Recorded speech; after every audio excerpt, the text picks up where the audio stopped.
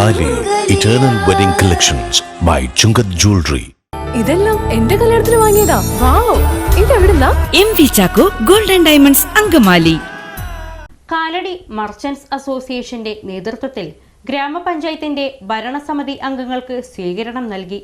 President Pauly Baby, vice president PV Stephen, പ്രതിപക്ഷ പ്രതിനിധി MT Varghese, town ward member Maya Sajeev എന്നിവർക്കാണ് സ്വീകരണം നൽകിയത്.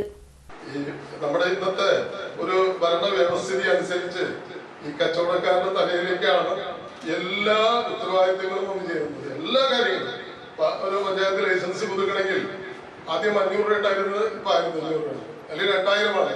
ഇങ്ങനെ എല്ലാം വർദ്ധിച്ചുകൊണ്ടിരിക്കുന്നു. ബിസിനസ്സുകളാണെങ്കിൽ കാലത്തിൽ അറിയാം, ഈ ബ്ലോക്കും മറ്റു സാഹചര്യങ്ങളും കൊണ്ട് ബിസിനസ് ഇല്ല. അപ്പൊ നമുക്ക് ഇവരോട് ആവശ്യപ്പെടാൻ ഒരു കാര്യം, ഞങ്ങളുടെ ഈ അവസ്ഥ പരിഗണിച്ച് ഗവൺമെന്റ് നിർദ്ദേശം അനുസരിച്ച് പഞ്ചായത്തിന് പ്രവർത്തിക്കാൻ പറ്റുള്ളൂ. എന്നിരുന്നാലും ജനപ്രതിനിധികൾക്ക് ചില അധികാരങ്ങളെല്ലാം ഉണ്ട്. ആ ഒരു രീതി വെച്ച്, ആ ഒരു അധികാരം വെച്ച് കച്ചവടക്കാർക്ക് ചെയ്യുന്ന ഇളവുകൾ ഏത് വിധത്തിൽ വാങ്ങി നൽകാൻ സാധിക്കും എന്നുള്ളൊരു കാര്യം ചിന്തിച്ച് പ്രവർത്തിക്കണം എന്നുള്ളൊരു കാര്യം മാത്രം സൂചിപ്പിക്കുന്നു. കാലടി മർച്ചന്റ്സ് അസോസിയേഷന്റെ നേതൃത്വത്തിൽ ഗ്രാമപഞ്ചായത്തിന്റെ ഭരണസമിതി അംഗങ്ങളായ panchayat president Pauly Baby, vice president PV Stephen, പ്രതിപക്ഷ പ്രതിനിധി MT Varghese, town ward member Maya Sajeev എന്നിവർക്ക് സ്വീകരണം നൽകി.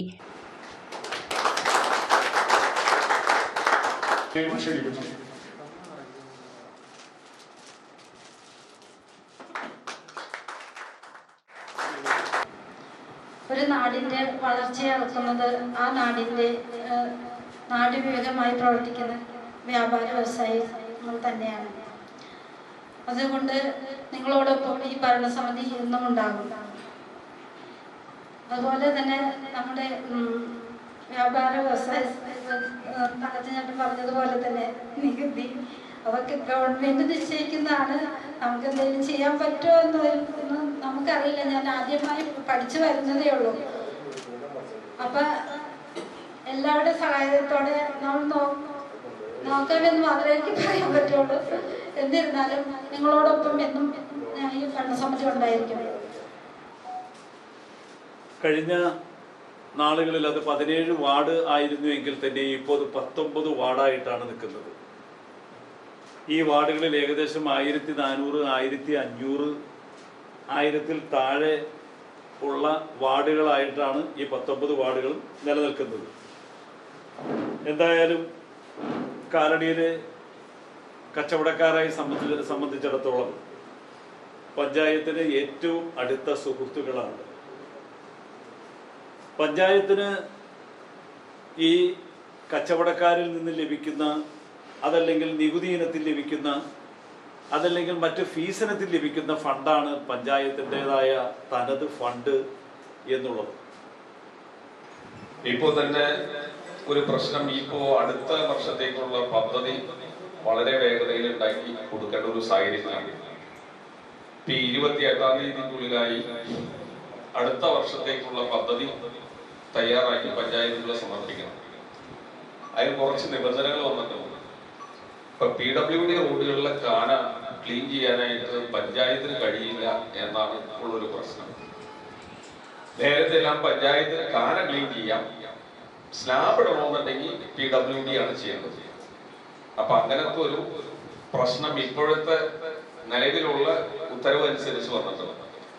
അപ്പൊ നിങ്ങളോടൊപ്പം തന്നെ എൻ്റെ സഹകരണം കൂടെ ഉണ്ടാകും. പിന്നെ ഹരിതകർമ്മസേന അംഗങ്ങൾ എല്ലാ കച്ചവട സ്ഥാപനങ്ങളിൽ വരുന്നുണ്ടോ എന്ന് നിങ്ങൾ കൂടെ ഒന്ന് ഉറപ്പ് വരുത്തണം.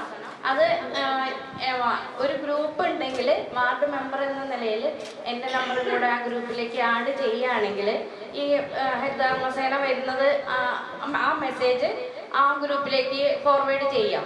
പിന്നെ ഉള്ളത്, ആഴ്ചയിൽ ഒരു ദിവസം മാത്രമാണ് മെഡിക്കൽ സ്റ്റോർ തുറക്കുകയുള്ളൂ. അപ്പോൾ പല പ്രാവശ്യം നമ്മുടെ വാർഡിലെ എല്ലാവരും മിക്കവാറും തന്നെ എല്ലാ ടൗണിലൊക്കെ ചുറ്റി നടന്നിട്ടും നമ്മളെ വിളിക്കും, ഏത് മെഡിക്കൽ സ്റ്റോറാ ഇന്ന് തുറക്കണേന്ന്. അപ്പോൾ അത് നമുക്ക് ജനങ്ങളിലേക്ക് പാസ് ചെയ്യാൻ പറ്റുന്നില്ല. അപ്പം നിങ്ങളുടെ അറിവിൽ അങ്ങനെ ഏതെങ്കിലും ഒരു മെഡിക്കൽ സ്റ്റോർ തുറക്കുന്നുണ്ട് നിങ്ങൾ നേരത്തെ അറിയുകയാണെങ്കിൽ അത് വാർഡ് മെമ്പർ എന്ന നിലയിൽ എൻ്റെ അടുത്ത് വിളിച്ചു പറഞ്ഞാൽ ഞാൻ ആ ഗ്രൂപ്പിൽ ഇടാം. അസോസിയേഷൻ ഹാളിൽ കൂടിയ യോഗത്തിൽ പ്രസിഡന്റ് TR മുരളി അധ്യക്ഷത വഹിച്ചു. Vice president VP Thankachan, Ephraim Parakka, MN Viswanathan, KP George, Joby Valookaran, Andrew Padayatti, MA Abdul Razak എന്നിവർ സംസാരിച്ചു.